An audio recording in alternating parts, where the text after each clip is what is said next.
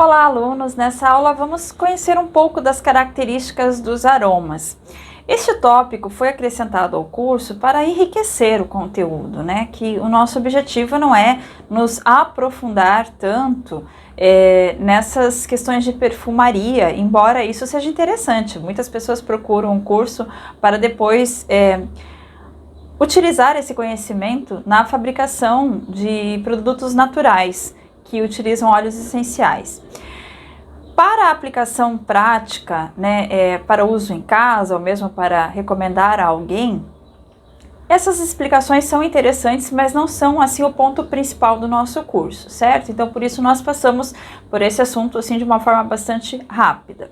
Então, nós temos os perfumes considerados florais, geralmente são notas de saída, e são perfumes com aroma de flores mesmo, né? Como é o caso do gerânio, do jasmim, da rosa. E eles têm uma atmosfera mais romântica, né? Ele traz esse ar de romantismo, né? De leveza, de delicadeza. Claro que existem algumas fragrâncias florais que elas são bastante marcantes, mas a característica predominante seria assim algo mais leve, mais romântico, né? Mais doce. Nós temos os aromas frutais, que como o nome já diz, são provenientes das frutas, como por exemplo, limão, bergamota, laranja, é um frutal. Temos perfumes, né, que não entram aqui no nosso curso, mas de pera, com uva, então sempre que vem proveniente da fruta é um perfume com aroma frutal. Geralmente são notas de saída e eles têm assim uma característica mais moderna, atende a pessoas assim com uma personalidade mais moderna. Isso pode ser útil, por exemplo, se você observa esses aspectos na pessoa com qual você está conversando, né? De repente direcionar os aromas para essa personalidade da pessoa, né? Então, por exemplo, uma pessoa mais moderna, talvez seja interessante indicar um frutal, desde que as suas especificações atendam ao que a pessoa está procurando. Se é uma pessoa mais doce, mais romântica, né? Naturalmente ela tende a gostar mais de perfumes florais, então você já pode escolher um óleo que seja da família das flores, entende? Então, nesse sentido, esse conhecimento pode ser muito útil. Temos os aromas cítricos, que são provenientes de frutas também. Então, é um cítrico e também um frutal. Mas os cítricos têm por característica serem mais ácidos, né? Como é o caso, por exemplo, da laranja, da tangerina, da bergamota, do limão. São considerados perfumes cítricos. Eles são notas, em sua maioria, notas de cabeça. E são considerados aromas mais joviais, aquelas pessoas que passam assim uma juventude, né? Temos os perfumes herbais. Quando falamos em herbais, estamos falando de ervas. Então são aqueles provenientes do eucalipto, hortelã-pimenta, capim-limão, todos esses são herbais. Alecrim, né, também.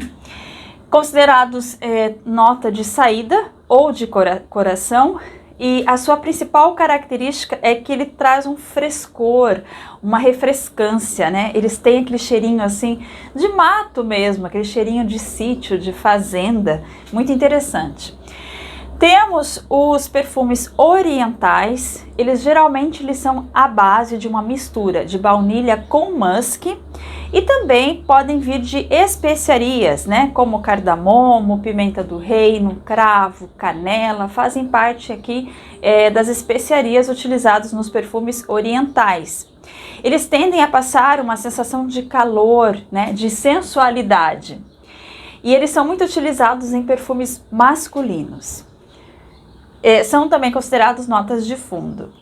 Os amadeirados, eles trazem uma mistura do musgo com madeira, com cítrico, com flores, com couro e com frutas. Toda essa mistura traz então a característica do perfume amadeirado. Ele geralmente essa combinação gera então uma nota de fundo e traz a ideia de riqueza e sensualidade, também sendo muito utilizado em perfumes masculinos. A lavanda, ela é um floral, né? Lavanda é um floral, é uma flor. mas ela está em destaque aqui porque ela é um dos principais elementos da perfumaria brasileira. Muitos perfumes brasileiros têm aqui o aroma da lavanda, né, como um dos componentes da sua fórmula. E a lavanda, como eu já falei nesse curso, ela é um dos coringas da aromaterapia, porque ela serve assim para uma série de distúrbios e ao mesmo tempo praticamente não tem contraindicações, né? É muito raro causar algum tipo de problema. Então a lavanda ela é considerada assim um aroma muito importante dentro da perfumaria brasileira. Temos então os madeira, né? Aqui tem o amadeirado, que é a mistura, e temos o madeira, como o patchouli, o sândalo. São considerados então aromas de fundo e eles trazem uma ideia de força e elegância, também muito utilizados em perfumes masculinos. Temos uma combinação aromática, né? É considerada assim um buquê, como se chama na perfumaria, que é feito com ervas. Então, várias ervas combinadas fazem, né, esse buquê aromático.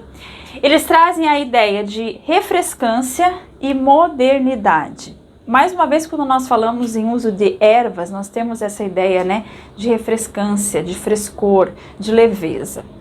E temos também o buquê fougère, que se chama, né, que é uma mistura de lavanda, cítricos, musgo e madeira.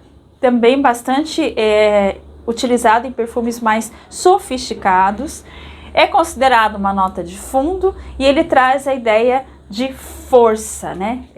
Uma ideia assim de estabilidade, de equilíbrio, de presença.